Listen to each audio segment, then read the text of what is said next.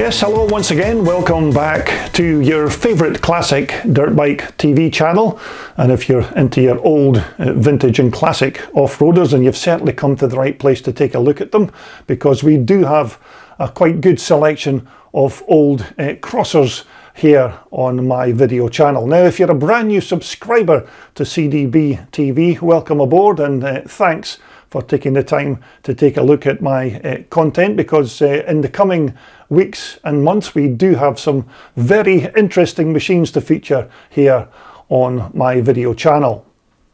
So right now we're going to take a look at another British built machine that I came across at the 2022 Telford Classic Dirt Bike Show last year, and this was another little cracker of a machine that was actually offered up for sale over the course of the weekend. So we're going to jump straight into that video now and take a look at this lovely Triumph Serco 250. Okay, so next up we take a look at this quite nice looking Triumph Tiger Cub Serco 250, and this is another one of those classics that I spotted on my travels at last year's 2022 Telford Classic Dirt Bike Show. But of course, this year's show at Telford is now just a few weeks away, so make sure that you check it out on the 11th and 12th of February at the Telford International Centre, because it is a great weekend of vintage bikes and other stuff relating to classic old school motocross and trials. But I certainly did instantly recognise this bike on the day of the show, because this was the late Jimmy Allan's old race bike, and I remember seeing Jimmy race this little Triumph in Scotland a few years ago, when he would use it at classic scrambles and alternate between racing this bike and his old Rickman Bultaco, which was another one of Jimmy's old classics. And this little Triumph Tiger Cub 250 certainly has a bit of provenance behind it, but Jimmy pictured here was of course just one part of the great Scottish motorcycling family of himself, Robbie Allan, and of course Vic Allan, who we all know very well. And as you know, Vic was a British motocross champion back in the day. And this picture here of Jimmy was taken at Tinto Motor Park back in 2014. So anyway, as it turns out, our bike here is a Triumph Tiger Cub Serco 250, and this bike was originally built by Scottish motorcycle enduro racer and bike builder Dave Hope, who at first put this bike together to be used as a trials machine, but it was then later bought and then converted to a scrambles bike by the aforementioned Scottish motocross champion Vic Allan. And in this picture here you can see Vic Allan on the left there, alongside two other great motocross legends of Wolf Sport owner Bill Brown, and of course the great Graham Noyce on the right. Now, it was quite soon after Vic Allan bought this bike from Dave Hope that he then did a few trials and a pre-65 Scottish event riding this bike, although Vic told me that trials riding for him was really just a bit of fun, and it was motocross that was where his heart lay. But while he was riding this bike in trials trim, he told me that he still thought it would make a great little scrambler for his brother Jimmy to ride, and so then fitted beefier forks and better rear shocks. And Vic also did a bit of upgrading on the motor with a new cam, bigger carburetor and a high compression piston. But Jimmy Allan continued to use this bike at Scottish Classic Scrambles events, and in doing so he won many races on this bike, riding it in the pre-65 up to 350cc class. And after Jimmy's passing a few years ago, the bike was then placed in storage before eventually being offered up for sale. And so beginning with the bike's frame, which is basically a Triumph Tiger Cub chassis that, as far as I know, hasn't undergone any kind of modifications before it was made ready to be used as a trials bike, which was its initial purpose. But again, the frame contained all of the motor's engine oil in the frame down tube, which of course was then pumped around the motor and then back into the chassis, and the oil was filled through this alloy filler cap that we see here just in front of the fuel tank. But these very light tubular steel chassis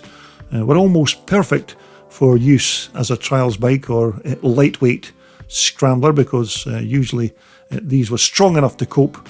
with the rough punishment that was dished out during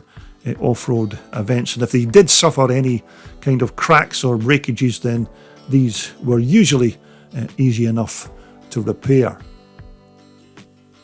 And so moving on to the bike's motor, which is a Triumph Tiger Cub 200 that's been bored out to 250cc, and this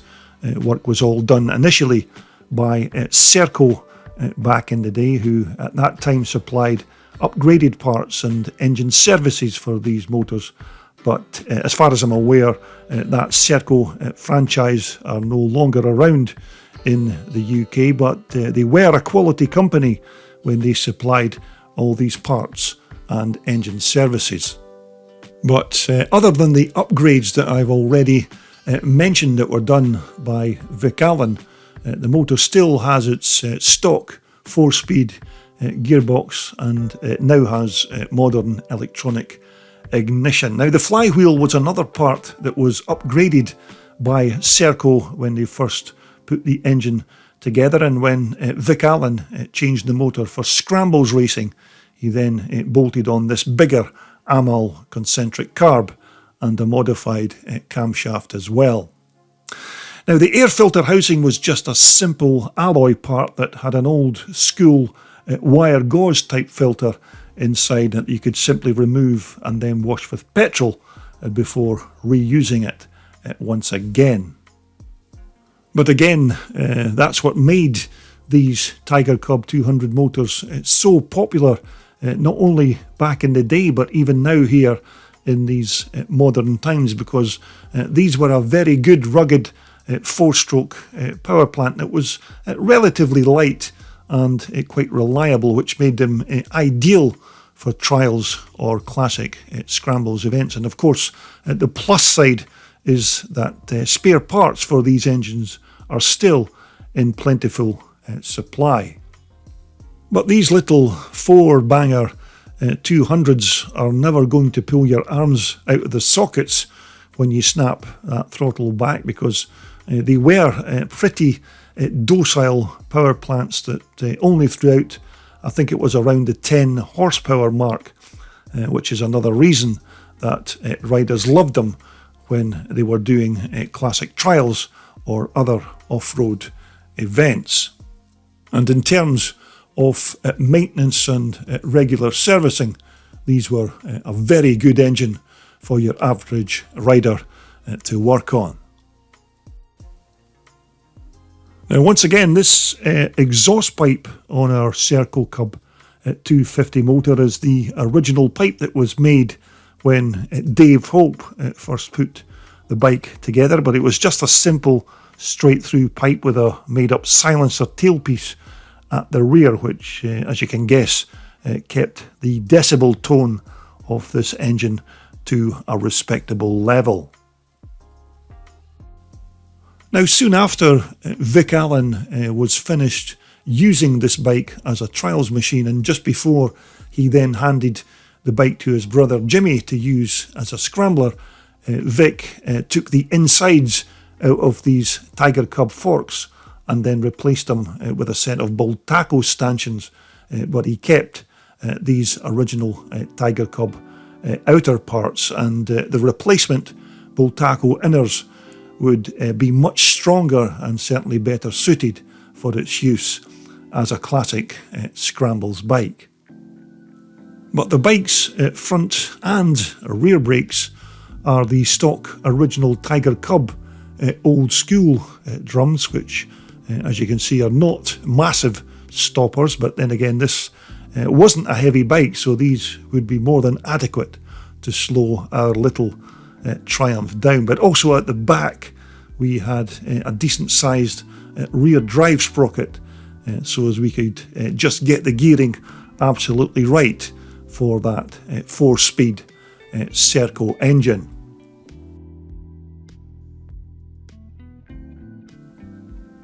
Okay, so as we move on to the back of the machine, the original dampers that were fitted onto the frame for trials use were removed by Vic Allan and then replaced by these much hardier and stronger rock shocks, because the old suspension units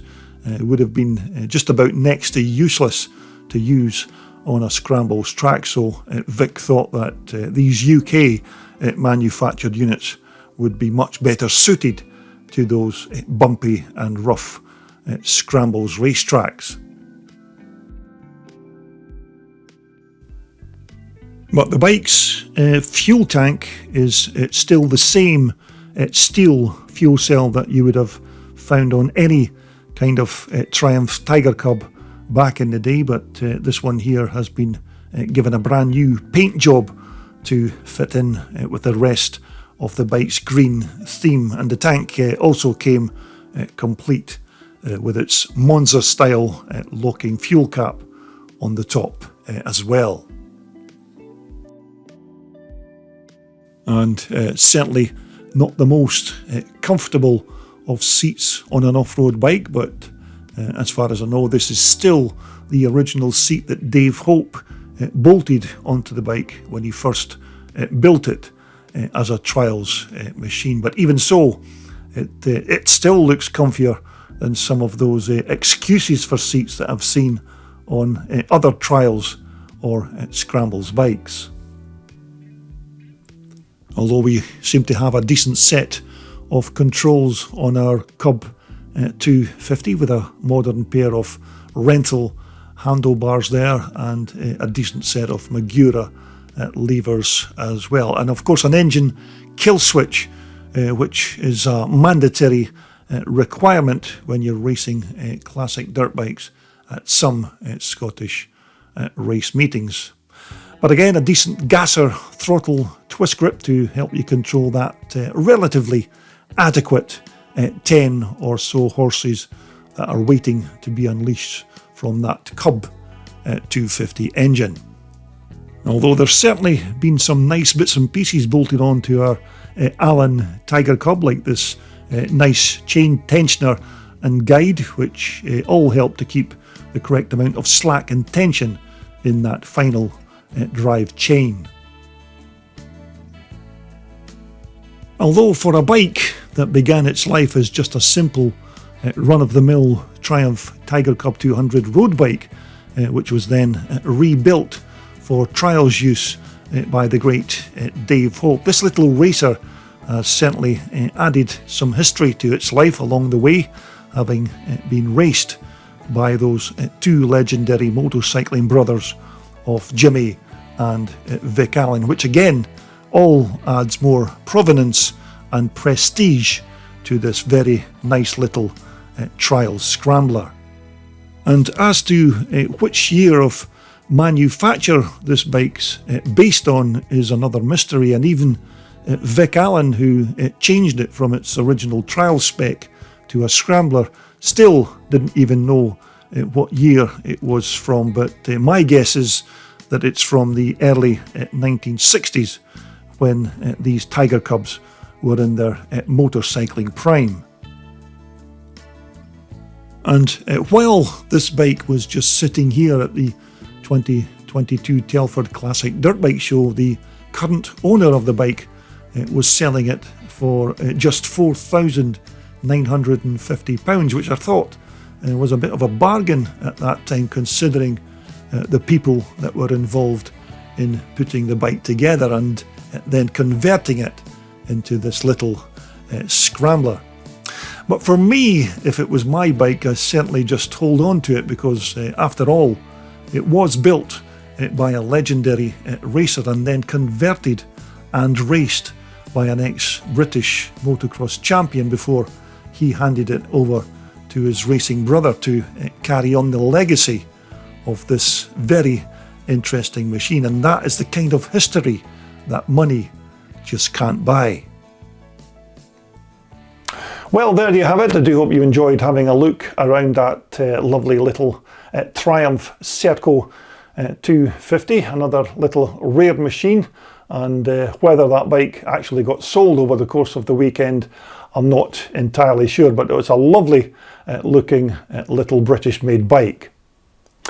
So coming up in my next video posting, we're going to take a look at a machine that I actually came across a while back, and I did a video on this particular bike some months ago, but since then we've come across some more details about the bike, so we're going to do an updated version and take a look at this nice 1972 HIS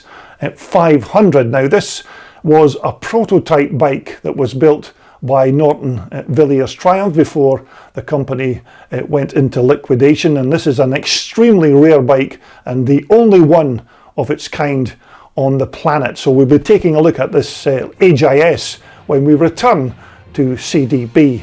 TV. But until then, of course, everybody continue to watch what you're doing out there with those old vintage dirt bikes, and I hope to see you back here again very soon so we can talk about more of this old school vintage iron right here on your #1 and favourite Classic Dirt Bike TV channel.